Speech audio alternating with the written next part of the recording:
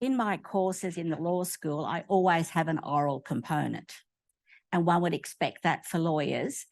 And in this particular course, this year, which is Islamic law, Introduction to Islamic Law, 50% of the assessment was for oral communication.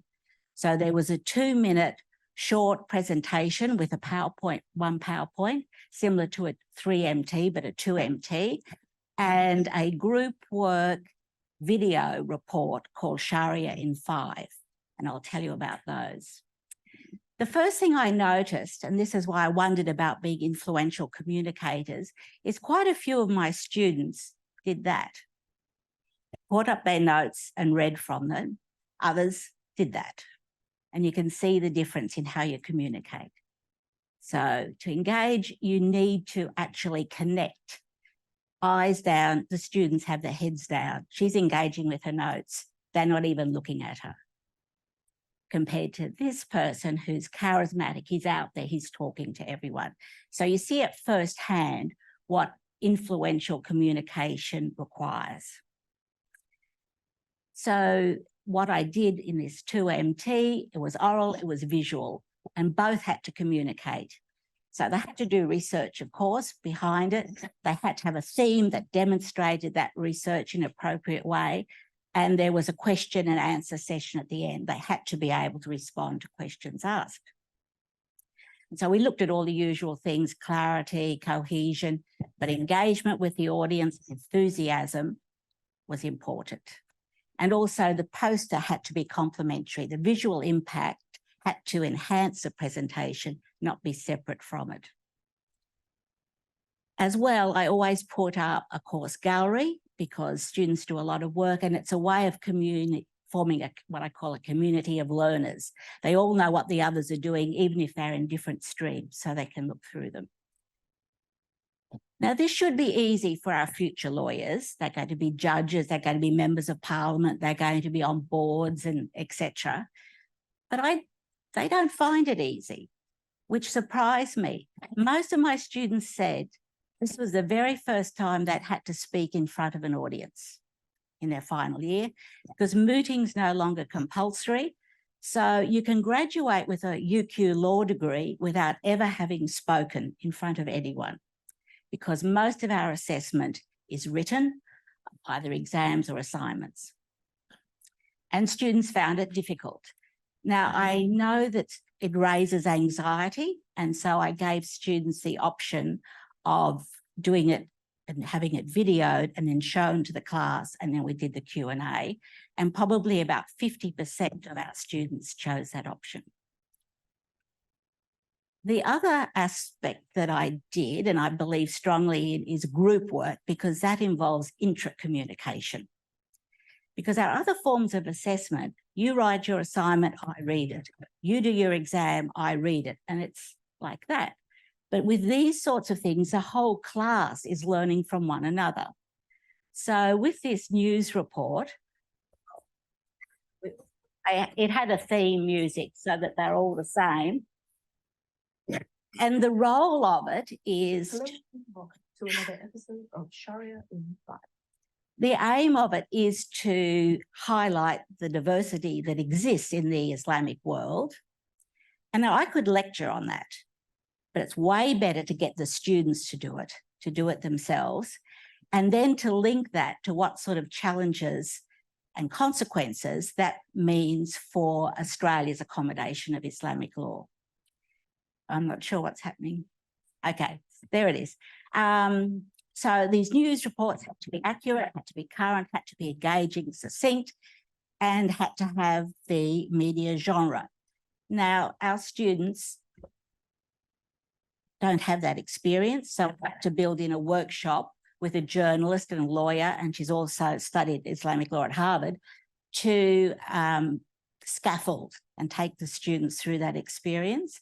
And as well, our students absolutely loathe group work.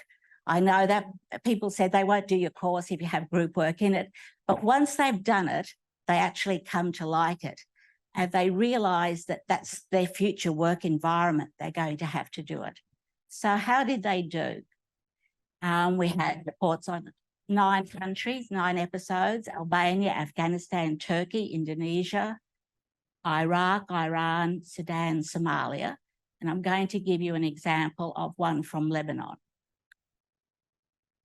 Thanks, Elena. Making headlines tonight, an activist has been arrested in Lebanon today following the publication of a political cartoon on the artist's social media. The artist has been accused of breaching the prohibition against the publication of blasphemous content regarding religion and the publication of material that may provoke sectarian feuds. The Lebanese population is divided between Christians, Sunni Muslims and Shia Muslims, and the government makeup reflects this division. Allegations of corruption against the Lebanese political elite and the financial sector have been gaining increasing volume in the past decade. So she used the visual aspect. She drew all of those cartoons herself. She used the visual component to accentuate the news message. And then the video then went on to talk to the artist who'd been arrested from her point of view under the blasphemy laws, and her lawyer gave the legal perspective on those laws. We then they had a representative of a Sunni, a Christian and a Shia Muslim reflecting on these particular laws. And then they ended up by bringing it back to Australia with another news report on a Lebanese couple getting a divorce in Australia, one Sunni, one Shia, and the conflict over the divorce methods and custody of the children. So that was one example, and I'll give you another. This is on Indonesia. Tonight, we bring you to the Indonesian province of Aceh, where 23-year-old Cody Cooper Brown has fallen foul of the local Islamic law, or Sharia law.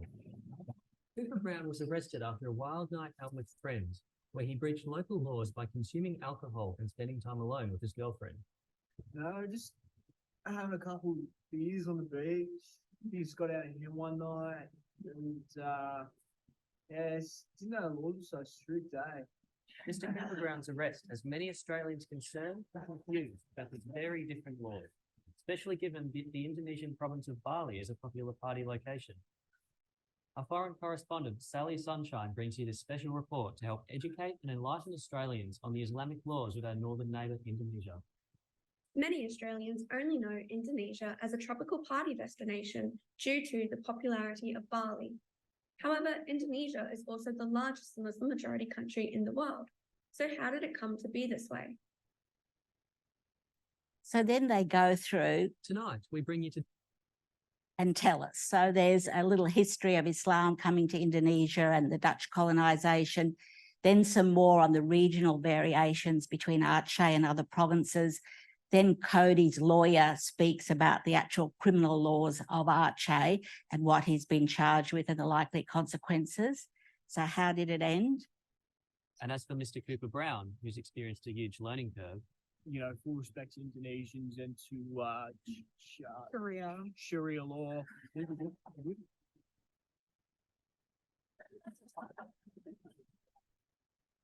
So they were able to use humour to make a fairly important point about how we react when we're in these countries. Okay, so I've shown you 2 examples of how I use oral communication, I guess, in part of my teaching and learning in this semester. I'm interested to know what you do in yours or what you could do in your courses going forward. So that's where we go to Padlet, isn't it? If everyone can jump on the Padlet, scan a QR code, enter your responses into the Padlet. We'll put the Padlet on screen in a moment and share responses with you. Make sure you get your responses on the Padlet. We've got a minute or so left. What are the things that you do to build in authentic communication in your courses? So already you can see one thing that people use is a conference that has all the features of a regular conference, including conference coffee, I presume. Yep. And beers afterwards. Yep. Peer discussion that all peers get to access. All right, last chance to share your great ideas for communication. Is there more along? Dom, can we scroll sideways? Yep. There we go. Look at that. Some hidden gems here. Well, thank you everyone for sending in those. I'm going to go through them and who knows what I might be doing next year in my course. I might be adopting some of those. So thank you very much.